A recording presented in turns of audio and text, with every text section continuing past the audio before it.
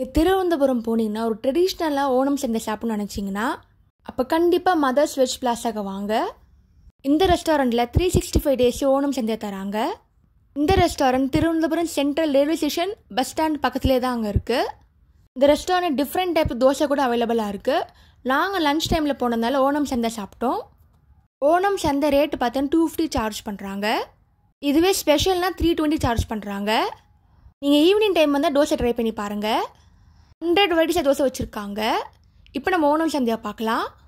இல்லை பப்படம், வாழைப்பழம், இஞ்சி புளி சட்னி, மாங்காய் ஊறுகாய், லெமன் ஊறுகாய், கேரட் ஊறுகாய், அப்புறம் பச்சடி பார்த்தீங்கன்னா வெள்ளரிக்காய் பச்சடி, பாவக்காய் பச்சடி, பைனாப்பிள் பச்சடி, நேந்திரங்காய் சிப்ஸ், மோர் மிளகா, மசால் வடை எல்லாமே அன்லிமிட்டடாக தராங்க.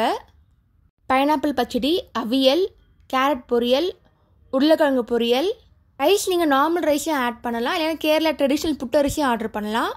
ரெண்டுமே வச்சுருக்காங்க. நெக்ஸ்ட்டு பருப்பு சாம்பார் ரைஸ் இருந்துச்சு. இங்கே 4 வகை பாயசம் தராங்க. ஃபஸ்ட்டு அடை பிரதமை, இதில் வாழைப்பழம் மிக்ஸ் பண்ணி சாப்பிடணும், அதுதாங்க ட்ரெடிஷ்னல் டிஷ்ஷு. நெக்ஸ்ட்டு பருப்பு பாயசம், இதில் பப்படத்தை மிக்ஸ் பண்ணி சாப்பிட்றாங்க.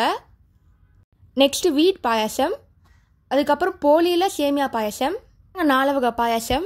நெக்ஸ்ட்டு புளிச்சேரி, டேஸ்ட் எல்லாம் மோர்க்குழம்பு மாதிரி இருந்துச்சு. ரசம், இதாங்க Onam sadya. Next mushroom biryani order பண்ணால் ஸ்பைஸியாகவே இருந்துச்சு. Next paneer butter masala, mixed veg rice, இதுவும் டேஸ்ட்லாம் ஸ்பைஸியாக இருந்துச்சு. நீங்கள் திருவனந்தபுரம் போனீங்கன்னா கண்டிப்பாக மதர் வெஜ் பிளாஸாக போங்க. ஒரு ட்ரெடிஷ்னலான கேரளா ஃபுட் சாப்பிட கண்டிப்பாக இங்கே வாங்க.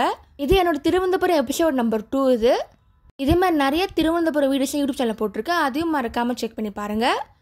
தேங்க்ஸ் ஃபார் வாட்சிங். லைக் பண்ணுங்கள், ஷேர் பண்ணுங்கள், சப்ஸ்கிரைப் பண்ணுங்கள்.